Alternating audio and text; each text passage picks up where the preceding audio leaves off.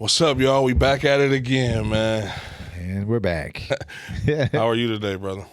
It was a hell of a commute this morning, man. Yeah, I kind of heard about what was going on, man. You almost got caught in it? What exactly was going on over there? I kind of saw a little bit of people talking about it on Twitter. Well, first of all, we're going to reveal the new name of the podcast. Sure, let's do it. The temporary placeholder name. Yeah. And the podcast will be called Conversate. It's even hard for me to say it because it's so wrong. It's so grammatically incorrect. Right. But yeah, no, we've been trying to figure out what we're gonna call this, and we may change the name, but we landed on that because we both grew up with everybody saying that. Oh, we was conversating. No, you were conversing. Right. So we know that converse is the correct. Yes, you don't have to correct us. Exactly like I said when we was talking, as Ice Cube said, I don't need you to correct my broken English. You know that song? Yeah. You do? Yeah. Oh, that's impressive. I don't believe you, but that's impressive. You never believe me. But I like you kind of came up with the name and the reason behind it. I fell in love with it immediately. I was like, oh, I like that. Yeah, I like that because it is a play on the word, and you know, it's pays homage to very to true. Where we come our from, upbringing and stuff. Yeah. You know? So yeah, that will be the name for the podcast for at least for the time being. For the time being. But I think it'll stick though. I like it. I like it too. And then like I said, the meaning behind it is super dope. But yeah, man. So how was your commute over here? Did it take you a while? Man, yo. So for those that don't know, in San Francisco, I kind of like this. You got your town thing. I got my Sucker Free shirt on. I like that shirt too. We repping it right, man. Yeah, so in San Francisco, there's the APEC, which I assume stands for Asian Pacific Economic Conference or something, I'm guessing. And so it's this massive fucking global conference that's got 20,000 people into San Francisco and 80 world leaders. I mean, this is like big deal. This is a big deal. And so when I have my son, as Justin knows, I have to drive from the city he goes to school in Oakland. And so I just knew it was going to be a rough week, not just because of all the street closures and all that, but I knew that there was going to be protests. And sure enough, this morning, we get up, we leave the house around 8 o'clock. I hit Treasure Island going east to the East Bay on the bridge, and there's traffic like right at the tunnel. And I'm like, this never happens. I'm like, oh, fuck. And they have lane closures, so these CHP cars whizzing by, and I'm like, oh, something's going on. At first I thought maybe, there's a dignitary coming or something like that. We get through the tunnel, and on the other side of the bridge, you can see all the people. There's fucking CHP everywhere and protesters who have shut down the fucking Bay Bridge completely, bro. Completely. Shut it down for the morning commute.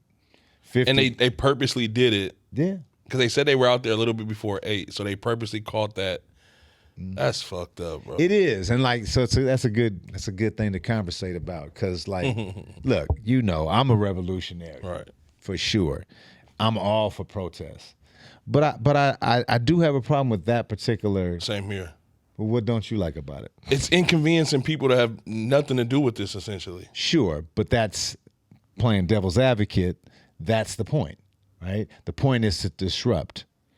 That's the point. But don't disrupt me because I'm trying to get to work to pay my bills. But their argument again would be, and I'm not saying I know. Their argument would be, well, we're disrupting commerce. We're disrupting the system that supports X, Y, and Z. Right. In this case, Biden's out here. They're like, yo, the United States supports Israel. Israel is bombing Palestine, so we got to shut it down.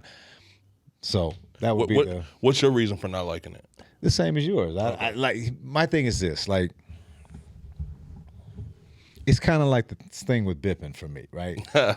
I just don't like if you're gonna protest. But like regular folk get caught up in it.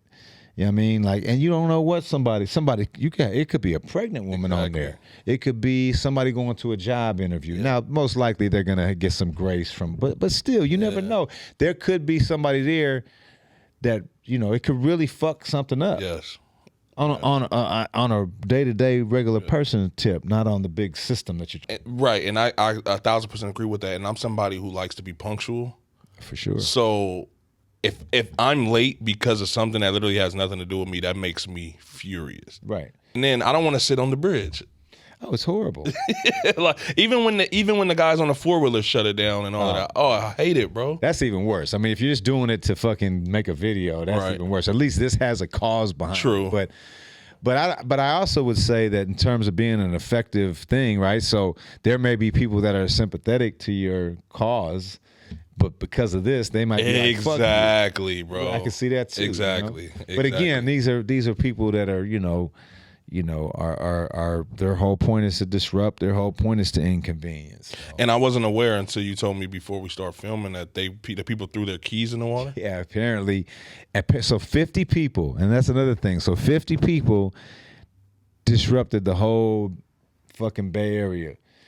And again, they're probably feeling victorious about that, right? Like then they're probably saying, "See, it doesn't even take a lot of people. We can, But so they drove onto the bridge because CHP was anticipating it, so any walking on the bridge wasn't going to be successful. So a group of them drove up there, cut off the bridge, and set up their signs and shit, and threw their keys off the bridge. So the cars had to be towed. Did they clear it up yet?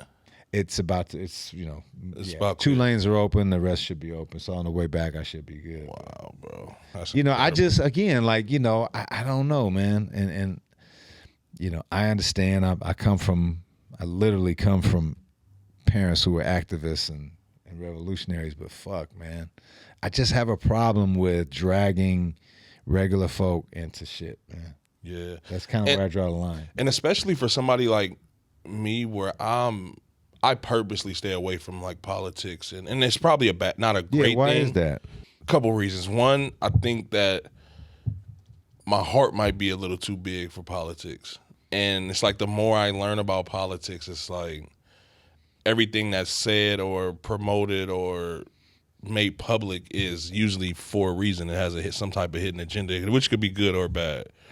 And then I'm also obsessive. So it's like if I get into politics, I'm gonna get into it. And sometimes it's better for me if the curtain isn't pulled back to certain stuff. It goes back to my conversation, my love-hate for basketball. That's the root of it is once I got to the collegiate level, once I got to a high level high school wise, and then got to college and I started to see it for what it really was, I started to lose love for it. Mm-hmm. You know what I mean? Like once the curtain was pulled back, like you said. Exactly. And same with the education system. I can go on and on. It's like once I lose respect for something, it's hard for me to. Is there a way to see something for what it is and because that's you're sort of taking it very personal, right? Yeah. Like, is there a way to so like with politics, right? First of all, when you say the more you learn about it, what are you learning about it? From what? From what source? That's the thing. It's like, who do you listen to? And I think that's my issue. Huge problem. That is a huge. So it's like huge problem. You can, and then being in college, I've met people from different countries. Mm-hmm. I've been in different countries. We're raised to look at the U.S. as in one way, obviously, and then when you get to meet people from other countries and they tell you their perspective of the United States, and you're like, wait, what? And then you start to, today, everything can be looked up. Everything is more accessible to us as far as information, stories, all of these things with social media and just the internet, period.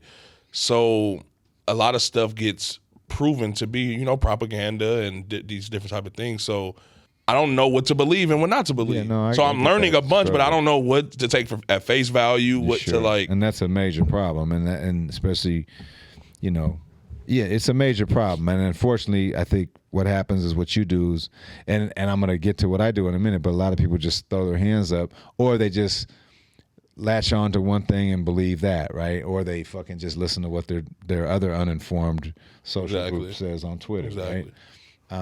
But the media aspect of it is a problem, because when you read something or watch something, you kind of have to then say, okay, well, what's the source? And then you kind of have to look into the source. Or do they lean left? Do they lean right? And you got to sort of read 5 things to try to get to the truth. Exactly. And even then, it's a lot of work. It's a lot of work. That seems stressful for me. That sounds like I'm searching for a source of stress.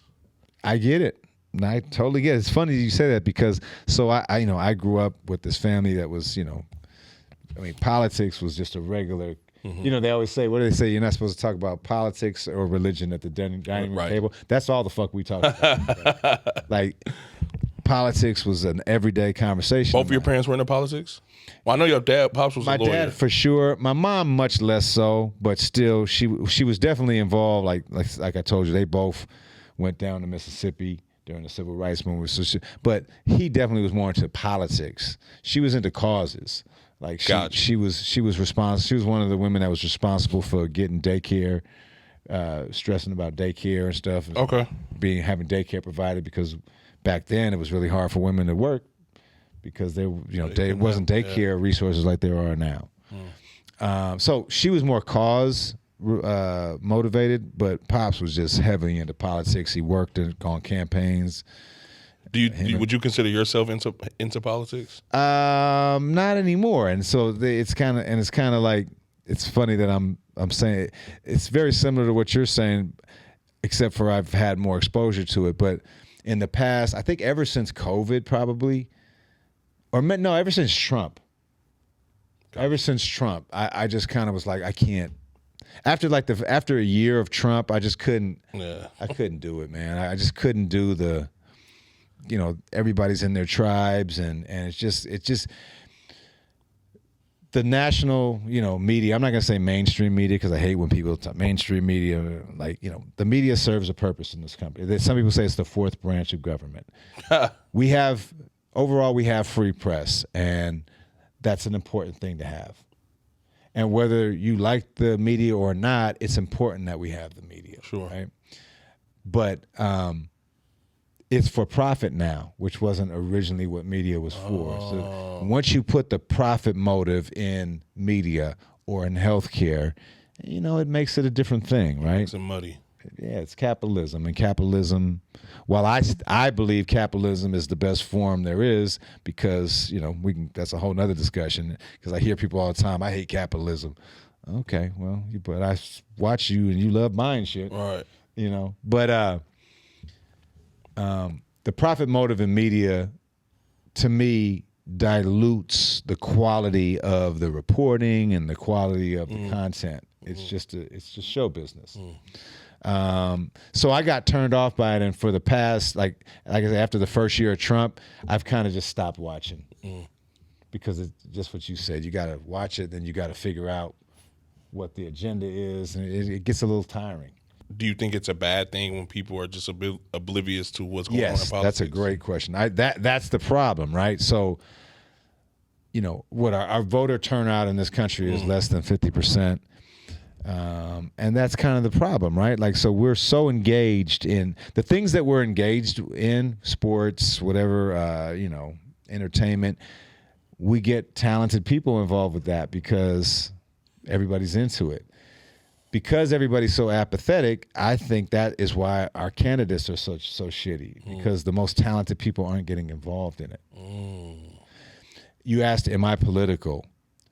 It's a yes and it's a no, right? Like, I've pulled back from it, but as you know, I had a real inside, intimate view of politics, and it isn't an experience with politics. And so it's not what everybody says it is. Right? Like we talked about this at one point, one of the shows we did. Like, it's not always just about corruption. Right. There's plenty of people that are in it to try to do the right thing. Right. But what happens is that they don't get enough feedback from enough people, and so they're, or they only take feedback from the people that are supporting them. Now, you could say that's corruption, but it's not. They're just trying to get elected, so the people that are fucking with them, those are the people that they're going to listen to. Right. That's not necessarily corruption. Right. Certainly, sometimes it is, but so I'm political to a degree, but less so. But then I get, as you know, I got people asking me to run for office, and I think about it, and I may do it one day, but I don't know. It's a tough one, because the same things that turn you off turn me off. Right. Growing up the way I did, it was never really a conversation, being... So politics was not talked about in your house? At all. My first time ever voting was just this last election with Biden and Kamala Harris running. And you were motivated to vote because you just wanted... Because of the state of the world at the time. Everybody was pushing, Black Lives Matter, all these different things, and it's like, let me do my part at least. But then go ahead. Are you? But then I'm thinking about it, it's like, well, damn, outside of the presidential candidates, I don't really know any of this other shit. Right. Like I don't. Right. So now I'm just. All the I could be doing ballot more. measures. Yeah, I could be doing more harm than good at that point. Yeah, no. You know what I mean? But yeah, I just always felt And like really, your vote your vote in the presidential election in California is irrelevant. right. It's not from a. It's important to do, I believe, in my opinion, but by the time we vote, it's decided. Exactly. And California's always going to go blue. But anyway, go ahead. And that's what I was kind of about to get into. Is like growing up, all I knew was, we're Democrats. Like vote Democrat. Even before I Who was did that voting. come from? Who was that from? Your mom? Was that from your dad? Was that from people around you? I think that was more so at school, bro. Honestly, Okay. I don't think my mom and I have ever talked about politics. Wow, Ever. interesting. Certainly not me and my dad. Not even like community-based shit. Never. Interesting. Never. Interesting. Never. I'm not even sure if my mom might vote. I don't know. Did you have any partners that was pretty Into political? it? No. Not one. No. Nope. Wow. Nope. I learned that as Black people, you should be a Democrat at school. I remember I damn near can picture where I was at when I learned that. There's another on the Ice Cube line. Since we started the show with one, he has another great one, which is kind of ironic based on some of the positions he's taking now. And he says, "Because blacks are too fucking broke to be Republicans." Yeah. But that's another thing, right? I just always felt like growing up where I did and how I did, and then don't get me wrong, my life wasn't horrible. No. I always had food, always had clothes, always, you know. Right. But I just always felt so far removed from politics. I just always just felt so just far fetched and just But like the black people or Democrats came from school. literally for sure. Okay. For sure. And this was, I want to say, the election when it was Bush running against Gore. Okay. Yep. Yeah. I remember that. I think I might have been in the. That was fascinating. I might have been like in the 7th grade, 6th, 7th grade. Yeah. And I You remember the dispute. I remember the 8th graders at the time having those conversations. The teacher's name was Mr. Fleming, and we were standing in front I literally remember this. We were standing in front of his classroom. I might have been younger than that too. Yeah. I was younger than 7th grade, now that I think about it. But I never forget this one. I don't even remember who it was exactly, but they had a newspaper and they were talking about the election coming up and how, you know, who to vote for, Democrat. And I was like, you know, black people vote for, and it's like, oh shit, okay. Well, now I know that. And that is absolutely true. And black folks, especially black women, saved us from another 4 years of Trump. You know, and so then, but then you listen to some black folks who are like, you know, well, the Democrats haven't done enough for us, and there's certainly validity to that argument because black folks are still so behind on so many things, right? In terms of society, in terms of opportunity, and so, you know, it's tough to have an argument when somebody says that. I think for me, the reason I think that is a correct statement, and it isn't Which just one? that black folks should, because like when you look at the totality of the two parties, one side has always been, you know, except for if you're going back to Abraham Lincoln, who was a Republican, but that was the reason it switched, right? All the southern states were Democrats back then, but then after that, you know, it switched, and so for, you know, Republicans have always been on the side of prohibiting or suppressing black freedoms and black folks' opportunities, but even just pushing it beyond race. The reason that I'm a Democrat, is just what you said. I was raised. You usually are typically raised away, right? And so there is a, you know, so it's not that I'm some incredible free thinker. I was raised in this shit, so I totally acknowledge that. But as I've gotten older, the reason I'm a Democrat is first and foremost the Supreme Court. And now and it just cracks me up. All these people who voted for a third party candidate or said there's no difference between the two parties, and now they're upset that women's right to control their reproductive choices is being attacked because Republicans have been working on this for decades, right? They have a plan. they've had a plan all along to limit abortion. And, and they've been successful in that. The president puts the Supreme Court justices, they get, if a Supreme Court opening comes up during their presidency, they fill that seat. Right. And it's a lifetime fucking appointment. So for me, that's the first thing that matters, and that has played out. As soon as Trump won, we lost the Supreme Court. And people who don't pay attention to politics didn't know that at the time. And that's what we were so upset about. We were like, we just lost the Supreme Court for decades. And what the fuck just happened? They overturned Roe versus Wade, which is the abortion rights thing. Wow. So these things matter. There is a difference between the party.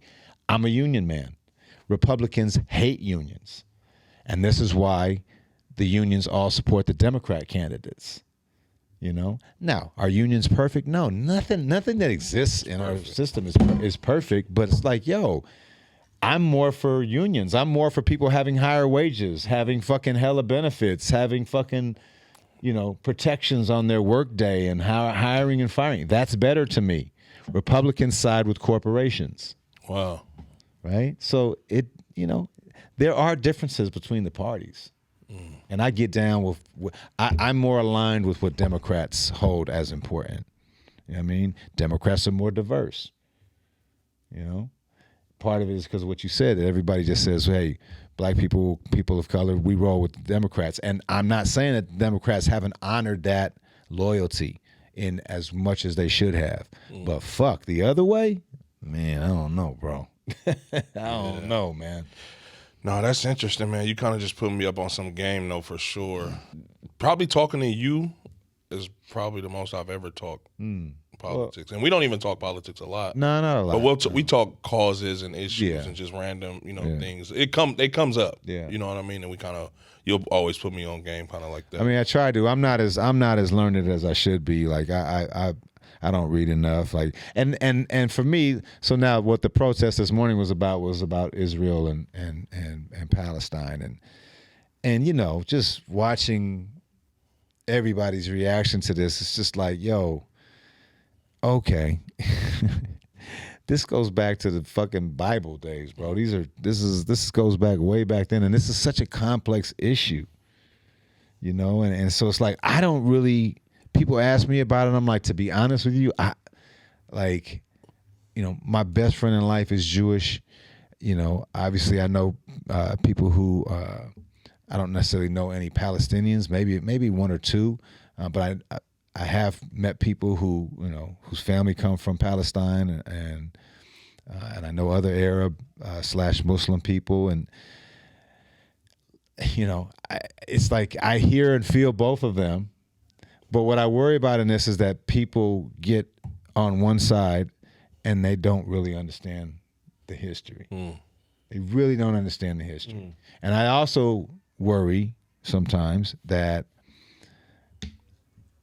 there's a lot of anti-Semitism in people's view on this. Is that people are very at ease with saying that it's all Jewish people's fault. Like it's all on them. And I think anybody who's trying to be a reasonable thinking person should be able to see that this is a complex issue that doesn't have any simple answers and doesn't have any this is evil, this is good, this is I just don't think that if you really know the history. And I don't know the history. That's why I don't speak on it beyond that. I just say I declare my ignorance, and I don't pray, but I hope for peace. But I also think we have to acknowledge that we have to think about our feelings towards people, and are we bringing our prejudices in to stuff when we talk about these things? No, that's a good point. I mean, so. But it's tragic nonetheless, And then the last thing I'll say about it is that, there's the Palestinian people and then there's Hamas and Hezbollah. But Hamas specifically runs Palestine. They don't have a government, right? And Hamas is a terrorist organization. And October 7th, they went in and fucking raped, pillaged, and plundered. Now, the argument then is, well, Israel's been doing that. Well, okay. Have they kind of? Look, regardless, Hamas is a terrorist organization. And so you can say, well, yeah, they're doing it because there's been an occupation and all that. And I don't have any argument for that. But here's what I do know about Hamas. Most of the people in the United States that are sympathetic to the Palestinian cause are the more left, if you want to call them woke, whatever the fuck you want to call them. They're very progressive, very, very left. Hamas, if you're gay, will kill you. Women are totally suppressed. Like, so this idea that kind of Hamas, contradiction a little bit. yeah, it's like this idea that Hamas certainly doesn't have any of the values that we hold dear. Palestinian people are not all Hamas, and that's the tragedy of it, is that there are so many people in Palestine that are innocent people that are getting caught up in this conflict. Gotcha. But you see what I'm saying? Like, yep, that makes sense. But there's like, it's just there's an irony that the left, and I consider myself a person on the left, is so sympathetic to this when, if they were over there, they might not be feeling. That is ironic. So, but I mean, again, that if we had people here, they'd be going crazy and that shit. And that's why I just don't know enough about it. But it's just, I have more like questions. Well, have you thought of this, or Exactly. I think that's kind of more solution based. Is like your approach. It's like, well, what haven't we thought about yet in this? And is there anything? I mean, this has been going on since fucking BC. Right. So it's just it's unfortunate. it's brutal, man.